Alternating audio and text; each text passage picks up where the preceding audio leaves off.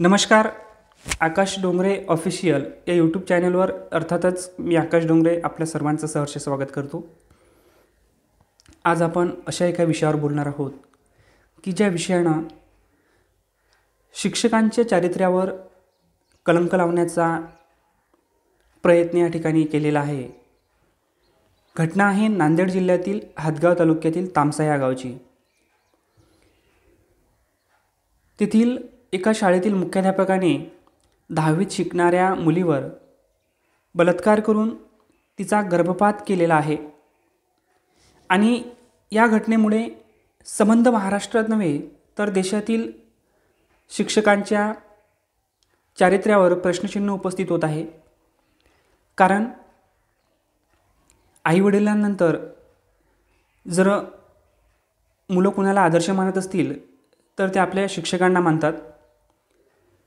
आईवडील जन्म देतात तर शिक्षक हे घडवत असतात. जेवढा वेळ मुलं आईवडिलांच्या सानिध्यात असतात किंबहुना तेवढाच वेळ मुलं शिक्षकांच्या सुद्धा सानिध्यात असतात. आणि म्हणून मुलं घडवण्यात आईवडिलांचा जेवढा वाटा असतो तेवढाच वाटा हा शिक्षकांचा सुद्धा असतो. म्हणून विद्यार्थ्यांसमोर शिक्षक नेमका कुठला आदर्श घेऊन जातात हे सुद्धा या ठिकाणी महत्त्वाचं आहे. नांदेड जिल्ह्यातल्या ह्या घटनेनं संपूर्ण महाराष्ट्र हादरून टाकलेला आहे. यामुळे विश्वास नेमका ठेवायचा तरी कुणावर हा सुद्धा प्रश्न या ठिकाणी उपस्थित होतो. कारण अलीकडेच बुलढाणा जिल्ह्यातील एका घटनेने महाराष्ट्र हादरून टाकलेला होता. सख्या काकाने 4 वर्षीय चिमुकलीवर अमानुष अत्याचार केला होता. ज्या काकाला मुलं अर्धा बाप म्हणून पाहतात आणि ज्या काकाने बाप म्हणून आपल्या पुतणी किंवा पुतण्यावर संस्कार केला पाहिजे, तोच काका एक हैवान म्हणून जेव्हा समोर येतो ना तेव्हा खरंच कुठल्या नात्यावर विश्वास ठेवायचा, कुठलं नातं हे चांगले संस्कार देऊ शकेल हा प्रश्न या ठिकाणी उपस्थित होतो. ज्या वयात मुलींना हे सुद्धा माहीत नसतं की आपल्या शरीराचा कुठला पार्ट हा सेन्सिटिव्ह आहे, आपल्या शरीराचा कुठला भाग हा संवेदनशील आहे, त्या वयात या मुलींवर एवढ्या अमानुषपणे अत्याचार केले जात असतील तर माणसाची प्रवृत्ती ही किती हैवानी होत चालली, दिवसेंदिवस किती हैवान प्रवृत्तीने माणूस वागतोय, त्याची मानसिकता नेमकी कशी बनते हा सुद्धा प्रश्न या ठिकाणी उपस्थित होतो. नांदेड जिल्ह्यातल्या या घटनेनं जरी घटना सविस्तरपणे सांगायचं झालं तर 10वीत शिकणारी एक तरुणी असते आणि तिच्या शाळेत शिकत असते. ज्या नरधामानं तिच्यावर बलात्कार केलेला आहे आणि तिचा गर्भपात केलेला आहे तो नरधाम त्या शाळेत मुख्याध्यापक असतो. तो इंग्रजी विषय शिकवत असतो आणि शालेय वयात मुलांवर देशप्रेमाचे त्यांच्यात बीज रुजावं, त्यांना आर्मी असेल, पोलीस असेल, एकूणच युनिफॉर्म सर्व्हिसची आवड त्यांच्यात निर्माण व्हावी या हेतूने मुलांवर तसे संस्कार केले जातात. किंबहुना तसा एक पिरियड किंवा एक तास त्यांच्यासाठी राखीव ठेवला जातो आणि त्या काळामध्ये त्यांच्याकडून तशी तयारी करून घेतल्या जाते. आणि त्याचाच एक भाग म्हणून मुलांना कुठंतरी प्रॅक्टिकली ते बघता यावं या उद्देशाने मुलांची, त्या शाळेतील मुलांची आणि मुलींची पोलीस प्रशिक्षण अकादमी पाहण्यासाठी त्या ठिकाणी त्यांचा एक सहल म्हणता येईल ती काढल्या जाते आणि त्यांना प्रत्यक्ष त्या ठिकाणी दाखवल्या जातं की कशाप्रकारे पोलिसांचं प्रशिक्षण होतं, कशाप्रकारे त्यांना शिस्तीचे धडे दिले जातात. आणि तेच दाखवण्यासाठी का होईना म्हणून विद्यार्थी आणि विद्यार्थ्यांना त्या ठिकाणी नेलं जातं. परंतु जी विद्यार्थी या ठिकाणी पीडित आहे, जिच्यावर बलात्कार झालेला आहे आणि जिचा गर्भपात करण्यात आलेला आहे, ती नेमकी त्याच दिवशी गैरहजर असते. आणि दुसऱ्या दिवशी नेहमीप्रमाणे आपली शाळा भरते, मुलं आपापल्या वर्गात बसतात आणि वर्गात मुली चर्चा करायला लागतात. काल गेलेल्या सहलीची, त्यांनी पाहिलेल्या पोलीस प्रशिक्षण अकादमीची. आणि ती पीडित मुलगी ती गोष्टी कुतूहलाने ऐकत असते, कारण तिला पोलीस सेवेची तिच्यामध्ये मुळातच आवड असते. त्यामुळे ती कुतूहलाने ऐकत असते आणि तिच्यामध्ये खंतसुद्धा असते की काल आपण गैरहजर असण्याची. तिला गैरहजर असल्यामुळे तिला ते गोष्ट पाहता आली नाही, प्रॅक्टिकली पाहता आलं नाही. आणि म्हणून आणि हा नरधाम मुख्याध्यापक नेमका त्याच संधीचा फायदा घेतो आणि त्या मुलीला सांगतो की तू काल गैरहजर होतीस, त्यामुळे तुला पोलीस प्रशिक्षण अकादमी पाहता आली नाही. तुझ्यासारख्याच 2-4 मुली बाकी राहिलेल्या आहेत, तू आणि त्यांना सोबत घेऊन मी तुम्हाला पोलीस प्रशिक्षण अकादमी दाखवायला नेतो. आणि ती मुलगीसुद्धा त्या गोष्टीला होकार देते, कारण तिला हे माहीत नसतं, तिला ते कळत नसतं की या मुख्याध्यापक जो एक शिक्षक आहे, या शिक्षकाच्या भोळ्या बाबड्या चेहऱ्यामागे एक नरधाम चेहरासुद्धा आहे, या गोष्टीची तिला जाणीव नसते. आणि हा नरधामसुद्धा जेव्हा नवीन त्या शाळेमध्ये रुजू होतो, तेव्हा सर्वच मुलांशी तो अगदी प्रेमळपणे मायेने वागत असतो. परंतु त्याच्या या प्रेमळपणामागे आणि मायेने वागण्यामागे एक नरधाम चेहरासुद्धा लपलेला असतो, याची जाणीव तेथील विद्यार्थिनींना किंवा विद्यार्थ्यांना नसते. आणि या नरधाम मुख्याध्यापकाचा परिचय तिच्या आईवडिलांशी असतो. आणि हा नरधाम मुख्याध्यापक त्या विद्यार्थिनीला घेण्यासाठी तिच्या घरी जातो आणि तो आपली कार घेऊन तिच्या घरी जातो तिला घेण्यासाठी. आणि तिचे आईवडीलसुद्धा भोळ्या बाबड्यापणाने त्याच्यावर विश्वास ठेवून त्याच्यासोबत आपल्या मुलीला पाठवतात. आणि हे सुद्धा त्या ठिकाणी सांगायला विसरत नाही की 2-3 मुली आहेत त्या शाळेवर थांबलेल्या आहेत, त्यांनासुद्धा हिला घेतल्यानंतर त्यांनासुद्धा सोबत घ्यायचं आहे. आणि हा नरधाम त्या मुलीला आपल्या गाडीमध्ये बसवतो. गाडीमध्ये बसवल्यानंतर त्याच्याकडे एक पाण्याची बॉटल असते. त्या पाण्याच्या बॉटलमध्ये त्यानं अगोदरच गुंगीचं औषध टाकून आणलेलं असते आणि ती पाण्याची बॉटल तो त्या मुलीला प्यायला देतो. ती मुलगी अगदी साधेपणाने त्याच्यावर विश्वास ठेवत ती पाणी प्यायला लागते. परंतु थोड्याच वेळामध्ये तिला तिचं डोकं भारी पडल्यासारखं वाटतं, तिला काही दिसेनासं होतं आणि ती त्या ठिकाणी बेशुद्ध पडते. हा नरधाम ती बेशुद्ध पडल्यानंतर आपल्या गाडीचा मार्ग बदलतो आणि एका गायरानात आपली गाडी घेऊन जातो. त्या ठिकाणी गेल्यानंतर तो त्या मुलीला उठवण्याचा प्रयत्न करतो, पण ती मुलगी बेशुद्ध झालेली असते, ती उठणार तरी कशी.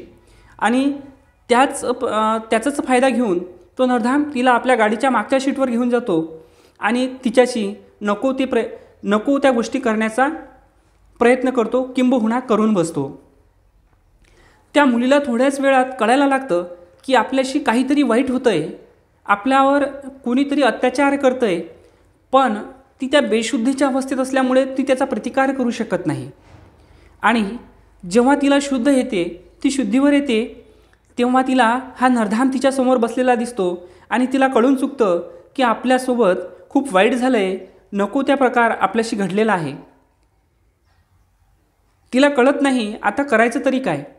आणि जेव्हा ती याचा प्रतिकार करायला लागते, याच्याशी त्याचा विरोध करून त्याच्या तावडीतून सुटण्याचा प्रयत्न करते, तेव्हा तो नरधाम तिला त्या दुष्कृत्याची चित्रफीत दाखवतो आणि तिला धमकी देतो, जर तू बाहेर कोणाला सांगितलं तर तुला जीवानिशी मारून टाकेल आणि हा व्हिडिओसुद्धा व्हायरल करेल. ती मुलगी भेते, कारण तिला वाटते जर जीव गेला तर तिला जीव जायला ती भेट नाही, परंतु ती भीती यासाठी की हा व्हिडिओ जर व्हायरल झाला तर माझ्या आईबाबाची इज्जत रस्त्यावर येईल. आणि म्हणून ती झालेला प्रकार कोणाला सांगत नाही. दिवसेंदिवस हे घडत असतं. ती चित्रफीत दाखवून तिला ब्लॅकमेल करून तिच्यावर अमानुष अत्याचार करत असतो. हा प्रकार असाच चालूच असतो. परंतु कालांतरानं ती मुलगी 2 महिन्याची गर्भवती राहते आणि ती हा प्रकार त्या मुख्याध्यापकाला सांगते. तो हैवान प्रवृत्तीचा मुख्याध्यापक तिला गर्भपाताच्या गोळ्या देतो, परंतु गर्भपाताच्या गोळ्या देऊनसुद्धा त्याला पाहिजे तो रिझल्ट त्या ठिकाणी मिळत नाही. आणि म्हणून तो कदाचित आपल्या ओळखीच्या डॉक्टरकडे घेऊन त्या मुलीला जातो आणि तिचा गर्भपात करून घेतो. त्यामुळे त्या मुलीच्या शरीरामध्ये काही बदल घडत असतात. ती त्या मुलीच्या आईच्या लक्षात यायला लागतात आणि ती आई त्या मुलीला विश्वासात घेऊन विचारते, बाळा काय झालं, खरं खरं सांग. ती भीत असते. ती आई त्या मुलीला आणखी विश्वासात घेते की काही होणार नाही, तुझ्याशी काय झालं, नेमकं काय घडलं सांग. आणि ती मुलगी झालेला प्रकार आपल्या आईला संपूर्णपणे आपबीती त्या ठिकाणी कथन करते. ती आपबीती ऐकून त्या मुलीच्या आईच्या पायाखालची जमीन सरकते. तिला कळत नाही करावं तर काय. आणि ती मुलीच्या वडिलांना सर्व झालेला प्रकार सांगते. मुलीचे वडील आणि आई हे लगेच पोलीस स्टेशन गाठतात. झालेला प्रकार गावकऱ्यांना माहीत पडतो. त्याची तक्रार दिली जाते आणि पाहता पाहता गाव पेटून उठतं. त्याला फाशीची शिक्षा देण्याचासुद्धा या ठिकाणी गावकऱ्याकडून मागणी केली जाते. आणि अशा प्रकारे जर शिक्षकी पेशातले लोक असे वागायला लागलेत तर या भोवळ्या बाबड्या मुलांनी, या उमलत्या कलांनी, उमलत्या फुलांनी, उमलत्या कळ्यांनी नेमका विश्वास ठेवायचा तरी कुणावर? या गोरगरीब कष्टकरी मायबापांनी, जे मायबाप दिवसभर राबतात आणि संध्याकाळी थकून भागून येऊन तसेच आपल्या मुलांना काही वेळ न देऊ शकता तसेच झोपी जातात. त्या मुलांना चांगलं शिकता यावं, त्यांना चांगलं राहता यावं, त्यांनी चांगलं शिक्षण घेऊन मोठं बनावं, यासाठी हे मायबाप राबत असतात. रक्ताचं पाणी करून आपल्या मुलांना शिकवतात, त्यांच्या गरजा पूर्ण करतात. जे हाल आपले होत आहेत ते आपल्या मुलांची होऊ नये यासाठी इथे त्यांची धडपड चालू असते. आपल्या मुलांनी सावलीतलं काम शिकावं, आपल्या मुलांनी कुठंतरी मोठं साहेब बनावं, यासाठी त्यांचे डोळे टक लावून लागलेले असतात. आणि त्याच आशेपोटी हे मायबाप आपल्या या चिमुकल्यांना या शिक्षकांच्या भरोशावर सोडत असतात. आणि या शिक्षकी पेशामध्ये जर या नरधाम मुख्याध्यापकासारखे हैवान असतील तर या मायबापांना प्रश्न पडतो, आता विश्वास ठेवावा तरी कोणावर?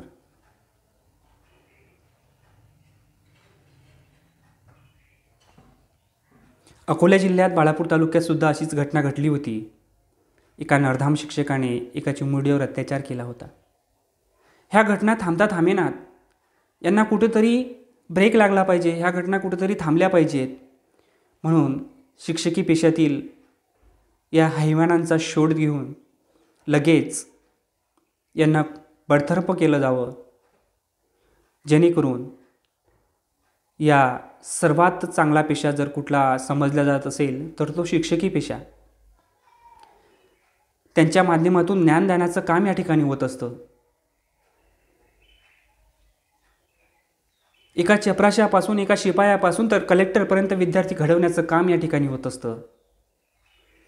आणि अशा पवित्र ठिकाणी, अशा विद्यामंदिरामध्ये, ज्ञानदानाच्या ठिकाणी जर असे दुष्कृत्य घडत असतील, असे दुष्कर्म घडत असतील तर नक्कीच या माध्यमातून या महाराष्ट्रातीलच नव्हे तर या संपूर्ण देशातील शिक्षकांवर प्रश्नचिन्ह उपस्थित होते. एखाद्या चांगल्या शिक्षकाकडे पाहण्याचा सुद्धा दृष्टिकोन या ठिकाणी बदलायला लागतो.